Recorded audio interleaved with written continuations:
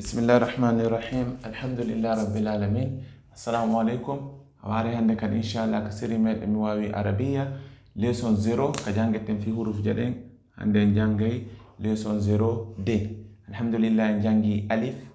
ba, ta, tha, ja, ha, kha. Janguden kadi da, za, ro, eza. Inshallah kadi di jangeten do hande ko nandudi kono non di windirte wade on w ay hakkunde ay wade to ni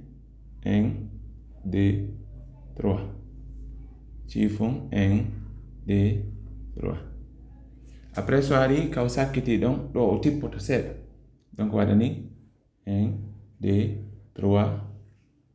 siko kanko tun awade on 1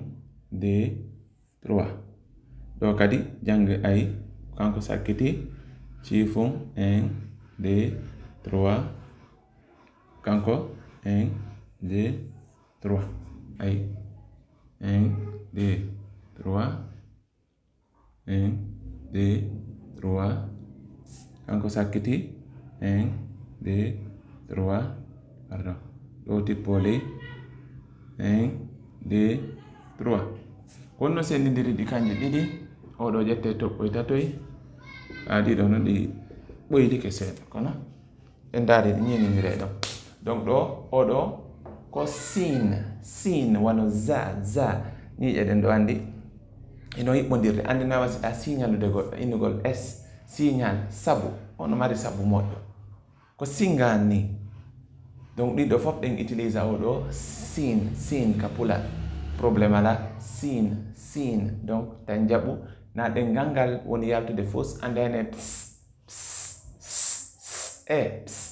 donc dum no foko sin o do non ko dakundi wata wasi jakkite on den gangal seda kupi dinga kadi jouer rôle don emu donc wana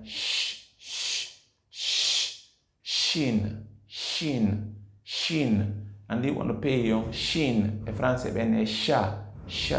un chat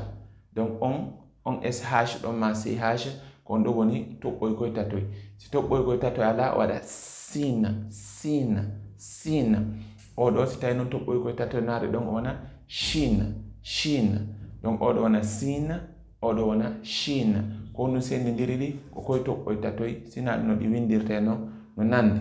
are joni ko dido didi woni ko beyteten ka list meden do wa sallallahu wa sallam wa baraka ala nabiyyina muhammad wa alihi wa sahbihi ajma'in. Allahumma ighfir li jami'i mawtal muslimin alladhina shahidu laka bil wahdaniyya wa li nabiyyika bir risala wa matu ala dhalik. Rabbana zidna ilman nafi'an wa rizqan tayyiban wa amalan mutakabbalan amin ya rabbal alamin.